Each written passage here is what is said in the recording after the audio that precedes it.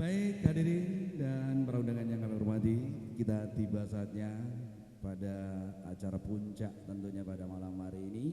Iya, kita sudah mengundang Gestar komika nasional dari Jawa Timur. Tepuk tangannya dulu dong yang meriah buat Mas Akbar.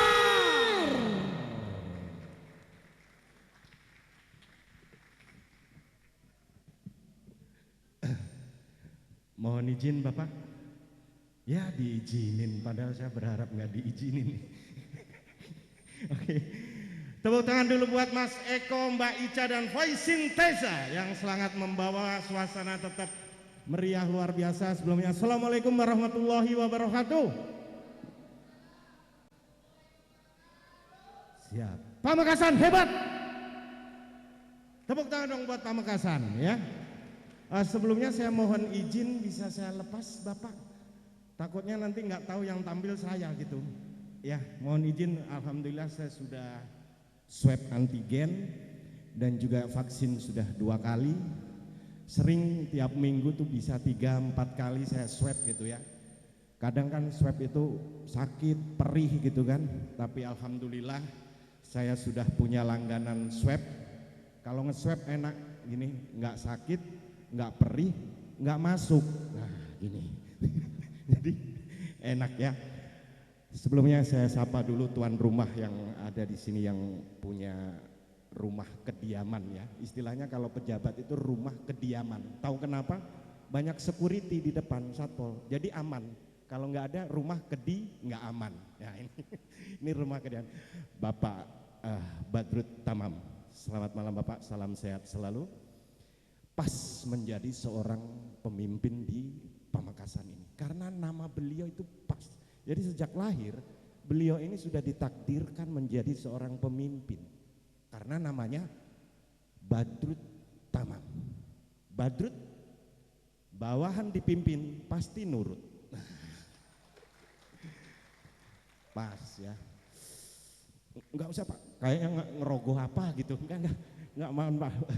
Aman Pak. Dan tamam, tampan pantas jadi imam.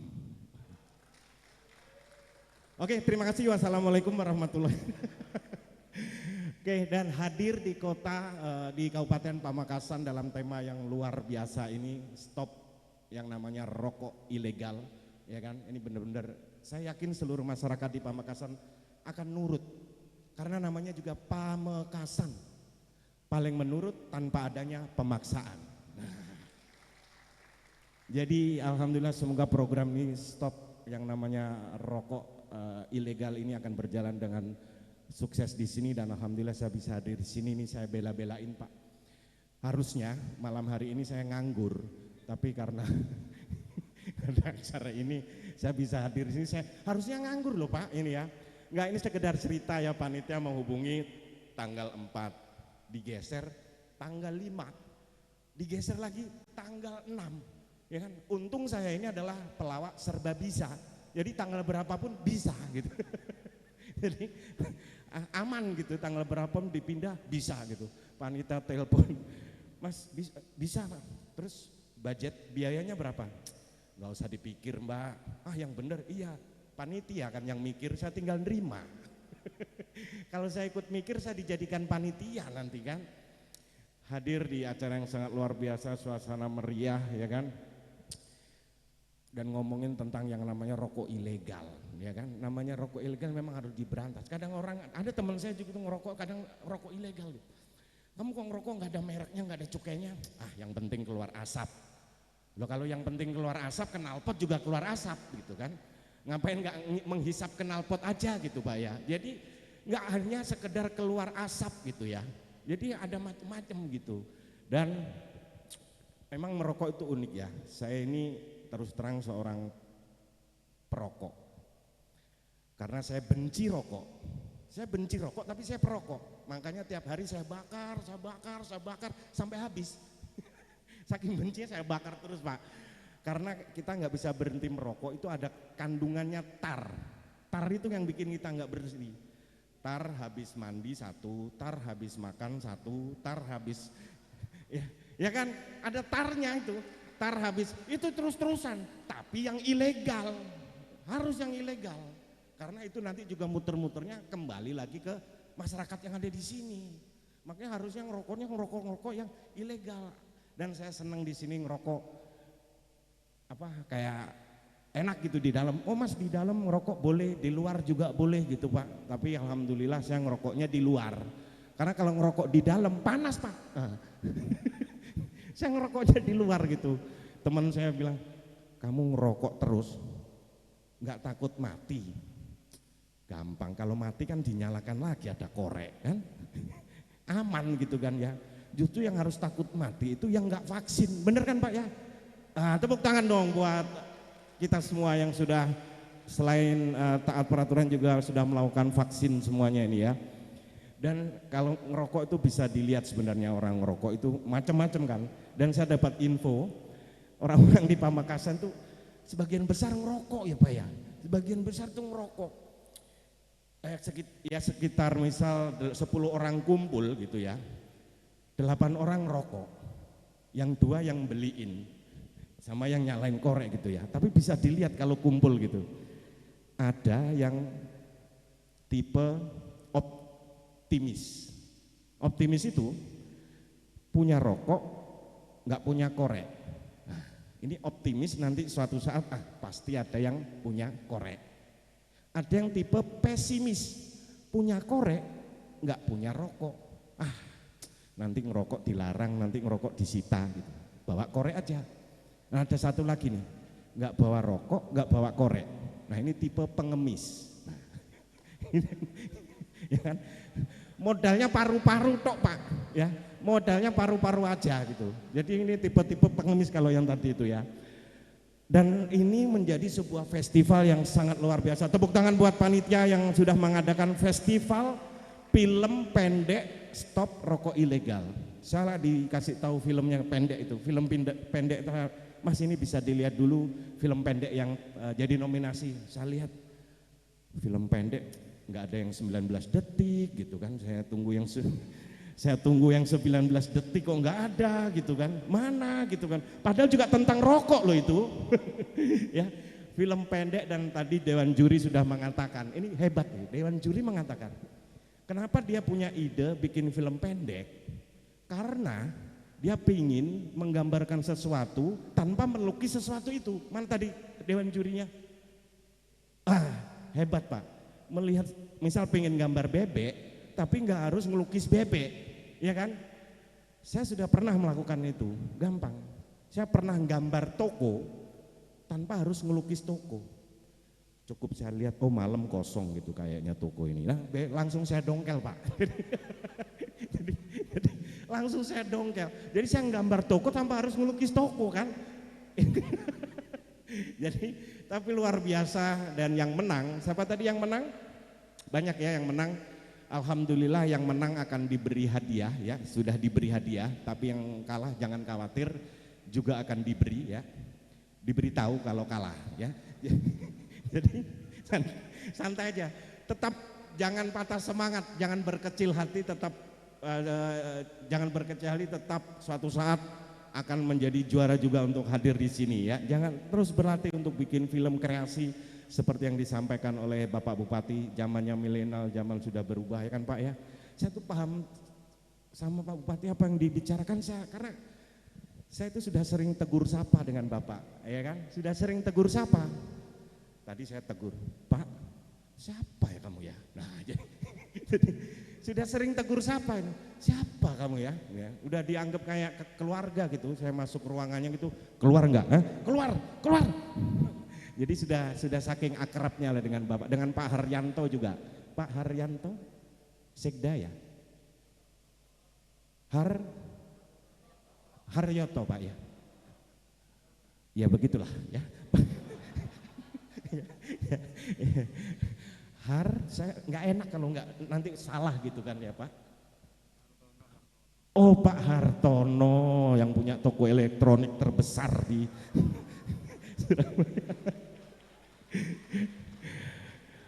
Pak Hartono, Sekda, pas namanya Pak Hartono. Karena apa? Beliau sekda kan ke sana kemari, namanya Hartono. Hari-harinya menoto di sini dan di sono. Nah, karena namanya pejabat kan Pak ya, menoto sini. Jadi pasangannya dengan Pak Badrut pas sekali dia untuk memimpin yang namanya Pamekasan. Hebat banget. Menjadi sentra pasar tradisional terbesar di Asia Tenggara, pasar batik.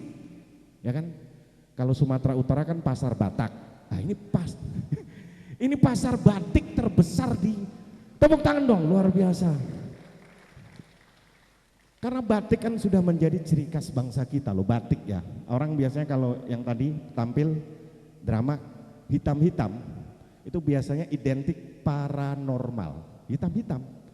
Ada yang putih-putih itu identik paramedis. Nah kalau yang batik ini lain, ini identik dengan para hadirin sekalian. Jadi para hadirin sekalian yang sudah hadir di sini, ya kan, di acara yang luar biasa, kelihatan banget anak-anak muda mulai bergeser agak, ini mulai bau-bau minyak wangi sampai bau-bau minyak angin bergeser. Lo nggak apa-apa. Nanti saya akan cerita banyak ya mengenai bagaimana milenial kolonial seperti yang disampaikan oleh Bapak Upati. Zaman sudah berubah. Di dunia komedi juga Pak. Zaman dulu orang tampil rombongan Sri Mulat 5, 4, 10 orang. Dulu bergeser zaman Warkop, zaman Bagito mulai 3 orang. Berubah. Komedi juga gitu. Sekarang 1 orang. Ini 2025 dihapus komedi dari panggung kayak. Udah gak ada. Kan udah gak ada Pak. Lama-lama kan berkurang Pak ya. Tapi kita tidak bisa melawan itu, namanya perubahan digital sekarang. Semua sekarang handphone di tangan. Siapa yang semua yang nggak punya handphone?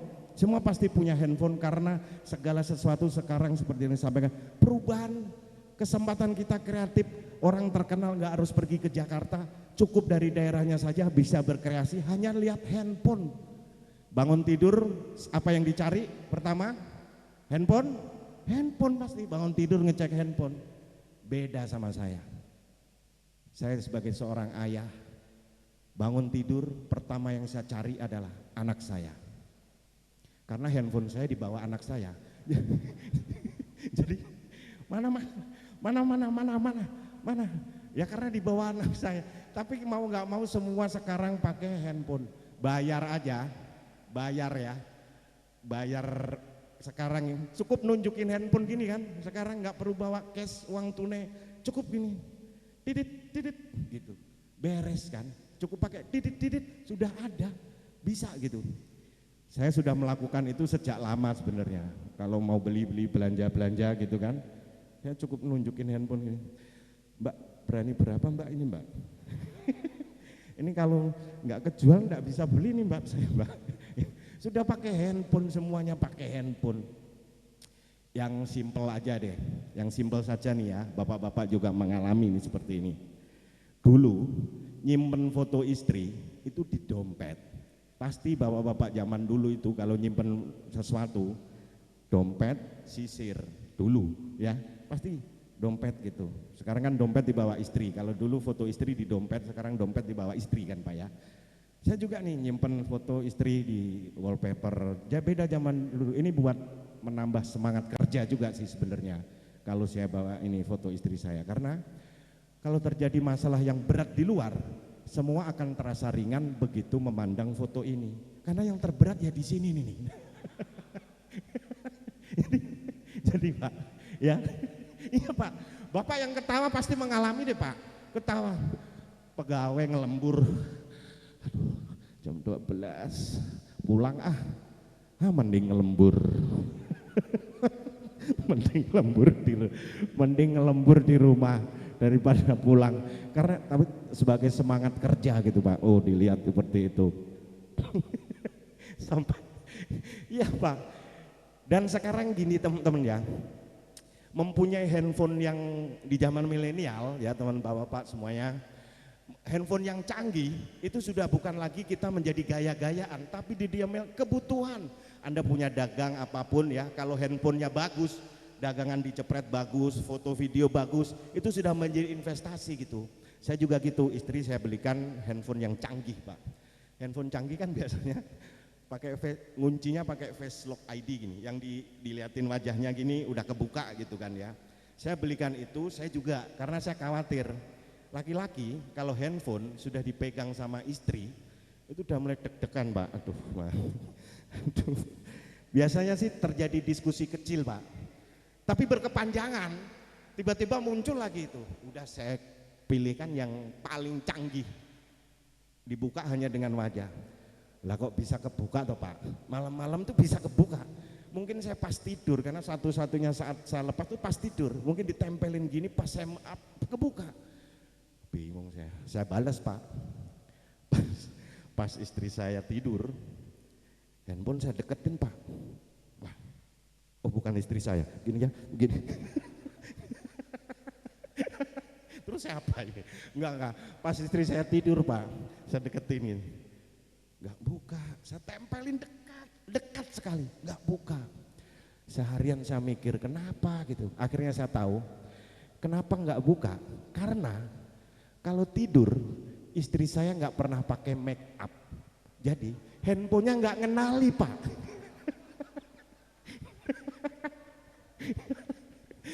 Handphonenya enggak kenali, alis belum dipasang, bibir belum dimerah-merahin gitu ya. Oh pantesan gitu ya, nggak kebuka gitu kan. Sejak saat itu saya sekarang kalau tidur pakai make up Pak. Tepuk tangan dong ya, biar nggak kebuka gitu kan. Nah karena memang beda banget, terus terang kalau nggak pakai make up istri saya itu istilahnya apa ya, beda gitu ya, karena belum pasang itu, walaupun tetap saya anggap dia itu cantik sendiri gitu ya.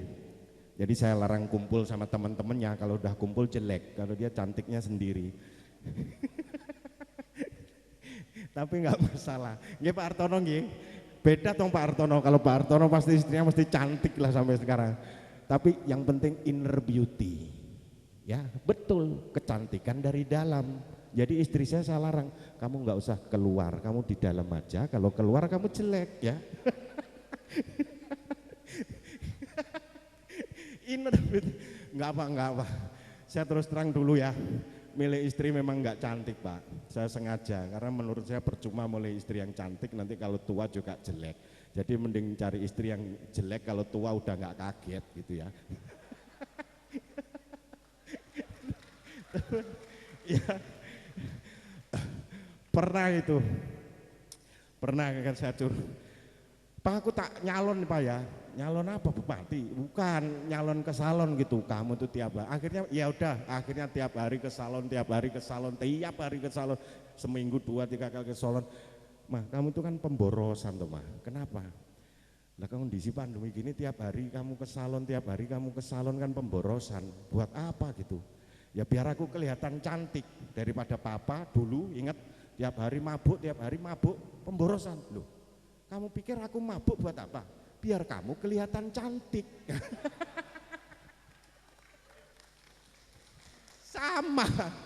sama. Dan sekarang pandemi Pak, ya sharing aja Pak ya. Terima kasih sudah diundang untuk menghibur di sini. Walaupun sebenarnya justru acara inilah yang menghibur saya Pak. Lama saya nggak dapat hiburan Pak. Itu teman-teman EO juga ngerasain Pak, nggak dapat hiburan ya. Lah ini justru acara ini menghibur saya Pak. Mana Pamekasan berangkat lah.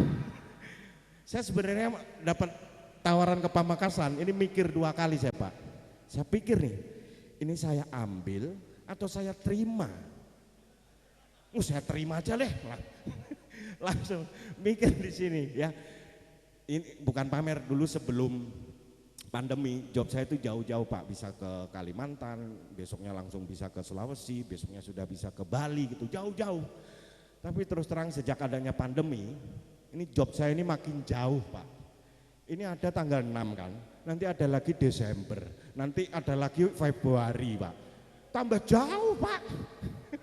Jadi ini sejak adanya pandemi. Tapi alhamdulillah era digital membantu kita semua menghadapi pandemi. Bayangkan ada pandemi, belum ada era digital. Mau ngapain kamu di rumah? Ya, mau ngapain adik-adik di rumah? Ya, bapak-bapak di rumah. Untung ada ini. Ada sekolah online, terbantu era digital, sekolah online. Walaupun ya repot ya Pak, kita pelawak komedian suruh jadi guru di rumah. Ya harus membantu, namanya anak ya kan. Kebetulan anak saya perempuan ya kan. Alhamdulillah anak perempuan nggak ngerepotin. Anak perempuan umur 2 tahun sudah nggak minum ASI, anak laki sampai umur 60 kadang nyari-nyari ASI kan.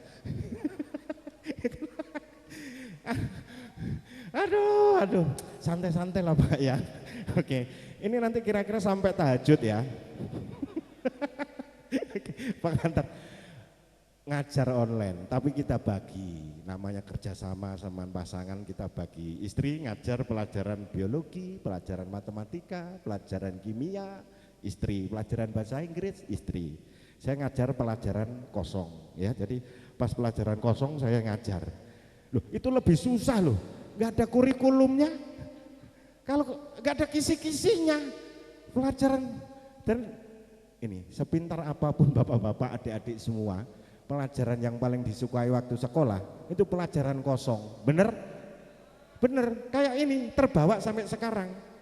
Yang saya omongkan dari tadi kan kosong semua kan, nggak ada isinya, tapi ya disukai oleh bapak-bapak ya. Ya kan? Online, Pak, online beliin handphone, ya beliin handphone demi kebutuhan anak buat online. Tapi yang ngerepotin, Pak sinyalnya hilang, benerin ngeset, udah, Pak gambarnya hilang, mari ngeset, Pak tulisannya hilang, kita yang repot. Tak lihat, wah alhamdulillah sudah aman, dah pinter, tak lihat, anak saya yang hilang. Jadi anak saya loh malah bahaya ya anak saya yang hilang ya kan. Istri juga membantu suami di kala pandemi jualan online. Bapak-bapak, ibu-ibu yang mungkin kemarin marak semua jual, Pak aku kan pinter dagang masak-masak gitu. Oh iya tak bantu ya. Ya kebetulan istri saya kan pinter nyari duit ya Pak ya. Jadi disimpan di mana aja ketahuan ya. jadi saya nyimpen di mana aja ketahuan. Bantu, ya wis besok ya, mulai besok. Oh iya mulai besok ya. Hari pertama alhamdulillah laku. Hari berikutnya sudah nggak bisa jualan lagi, karena barang pertama yang laku ya handphonenya tadi. Aduh mama, loh untungnya besar Pak. Ya untungnya besar terus kami kan nggak bisa jualan lagi kan. Gimana sih? Handphone di era digital ya, yang namanya transformasi ya digital. Saya tampil di sini pun karena digital dan transformasi. Jadi begitu antara manajemen dan panitia digitnya cocok, nah saya langsung tampil ya di digital, semuanya digit yang dihitung.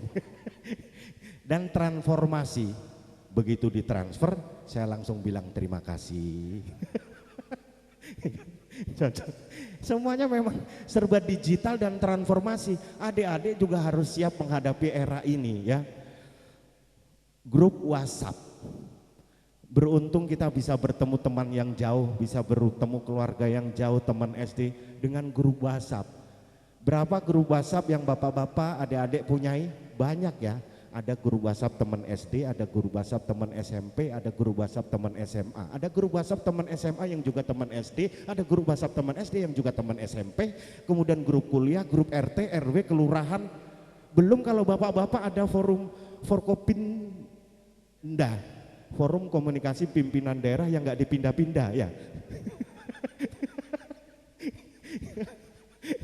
Forkopim berapa banyak gitu kan, macem-macem. Saya juga gitu punya banyak, tapi saya tahu, oh ini anggotanya umur segini, saya tahu, oh ini pesertanya umur segini, saya tahu. Dari apa?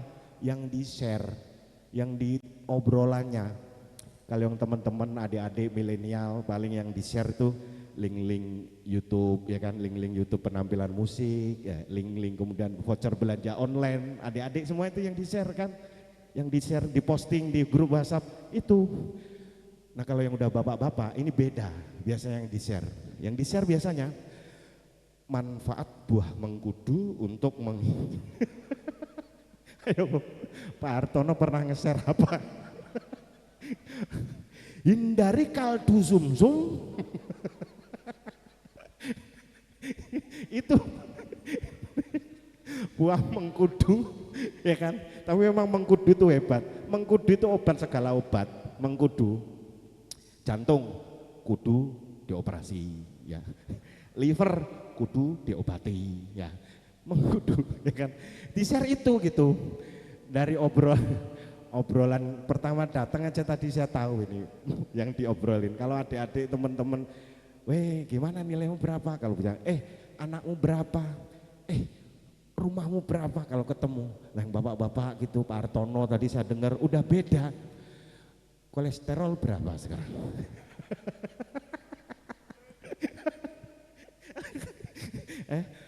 Asam urat berapa, asam urat wonten Bapak? Mboten toh, sehat kan? Alhamdulillah asam urat. Kalau asam urat sebenarnya gampang Pak, belinjo itu bagus untuk asam urat. Loh bagus Pak, dulu bisa turun itu belinjo, dulu belinjo asam urat di sini, saya makan belinjo turun langsung, turun sampai kaki sini, utuh, bisa dicoba Pak, monggo. Ya. Adik-adik yang di sini nih ya, yang teman-teman muda nih ketemu ini, sudah pernah nyoba kaldu sumsum mali yang di situ, udah pernah nyoba sate kambing yang di situ, udah pernah nyoba gulai kambing yang di situ, udah. Yang agak di sini tuh beda. Kalau ketemu, sudah pernah nyoba alternatif yang di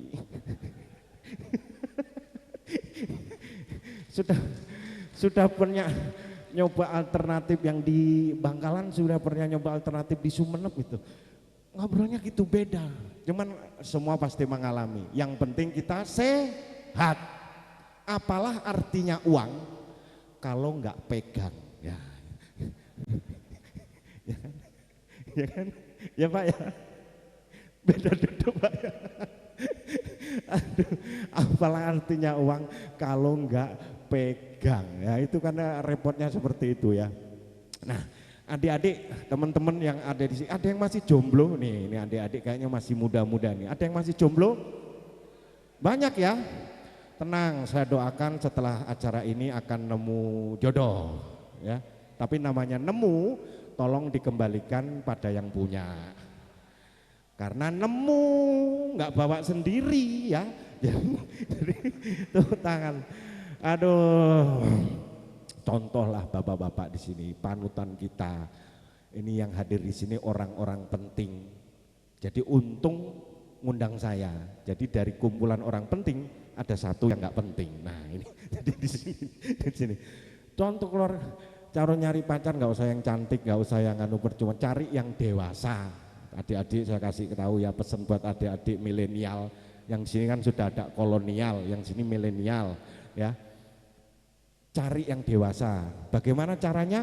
Gampang. Tanya ke Pak Tawam, ke Pak Badrut, ke Pak Badrut, tanya. Beliau sarjana psikologi, jadi tahu. Tapi ada yang lebih mujarab untuk kita tahu orang ini sudah dewasa atau belum. Mungkin Pak Badrut bisa meniru teori saya ini, karena nggak diajarkan waktu kuliah psikologi ini Pak. Kita cukup melihat, kita tahu orang ini dewasa atau enggak. Gampang, ikuti aja. Begitu masuk tukang pangkas rambut, dia bayar 20.000, nah dewasa. Karena sudah jelas, dewasa 20.000, anak-anak 10.000. Ya, tukang pangkas rambut itu paling pinter menilai orang tanpa ngetes apa-apa. Dewasa 20.000 Mas. Mungkin Pak Badrut bisa. Ini enggak diajarkan di Unmu Pak ya. Jadi untuk menilai nggak usah, yang penting gini loh dulu neng, biar bahagia ya. Kalau bapak-bapak sudah pengalaman, ya, cari istri yang ada 4, cari istri yang solehah, yang taat beragama, cari istri yang cantik, cari istri yang sayang sama suami. Yang keempat nih yang paling penting, usahakan ketiga-tiganya tadi jangan saling kenal. Nah itu itu enak nanti ya adik-adik. Tapi ini waktu sudah sampai nanti terus ya, lanjut. Takutnya sampai subuh nanti ini di sini. Nggak apa-apa, aman ya, nggak apa-apa. Karena kan takut ganggu ada azan ya. Azan subuh, saya ada cerita azan tuh gini nih. Ini mungkin bisa jadi pelajaran buat kita bagaimana kita menjaga kerukunan, jangan sampai kena hoax dan lain sebagainya ya. Ada di daerah saya, itu ada orang azan jam 10 pagi. Dengar berita itu hoax, langsung satu kampung datang ke situ. Azan jam 10 pagi, datang musolanya, turun. Azan jam 10 pagi, aliran apa itu? Yang azan turun Pak, langsung ngomong, kalian ini yang aliran apa? Saya azan subuh, nggak ada yang datang sama sekali. Sekarang saya azan jam 10 malah datang semua. Kalian aliran apa? Jadi intinya kita ini jangan selalu menyalahkan orang, tapi introspeksi terhadap diri sendiri ya. Tepuk tangan buat kita semua di sini ya. Baik, mungkin itu yang bisa saya sampaikan ya pada malam hari ini. Semoga ada yang kurang ya, karena kalau kurang kan nambah lagi ya, enak kan, kalau kurang kan pasti nambah lagi ya. Tapi sekali lagi pesan saya, tangannya dong ke atas, semuanya mohon maaf ya, mohon maaf, biar difoto dulu yang bagus. Oke, ya tahan, biar bagus, tahan, ya tahan. Kita bersama-sama, stop rokok ilegal. Oke ya. Kurang lebihnya tak ada gading yang tak retak, jadi saya mohon maaf atas kertakan keluarga Gading dan enggak ya, salah ya Pak ya, enggak ya, mohon maaf atas keluarga. Sebenarnya materi saya panjang, masih banyak lagi materi saya yang mau saya sampaikan, tapi karena keterbatasan waktu, karena setelah ini saya harus nggak ngapa-ngapain, jadi enggak, benar Pak, tapi senang sekali bisa hadir di Kabupaten Pamekasan ini. Ini saya pertama kali tampil di pendopo ini, pertama kali saya di Pamekasan, tampil pertama kali. Semoga bisa jadi tradisi ya. Enggak, mohon maaf Pak Bupati, mohon maaf. Jangan dimasukkan hati, tolong dimasukkan agenda saja. Karena dimasukkan hati bisa lupa, yang penting dimasukkan agenda. Bisa hadir sini menghibur bapak-bapak ibu semuanya. Saya doakan semua dalam keadaan sehat selalu, dan anak-anak hadapilah yang adik-adik, teman-teman adik-adik, hadapilah yang namanya perubahan menuju era digital ini dengan kreativitas ya, tapi tetap jangan lupakan yang namanya iman. Tepuk tangan buat kita semuanya. Wassalamualaikum warahmatullahi wabarakatuh.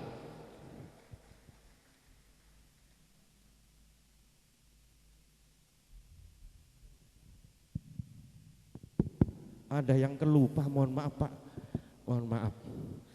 Aduh. Selamat ulang tahun untuk Bapak Bupati. Kami persilakan untuk maju ke depan.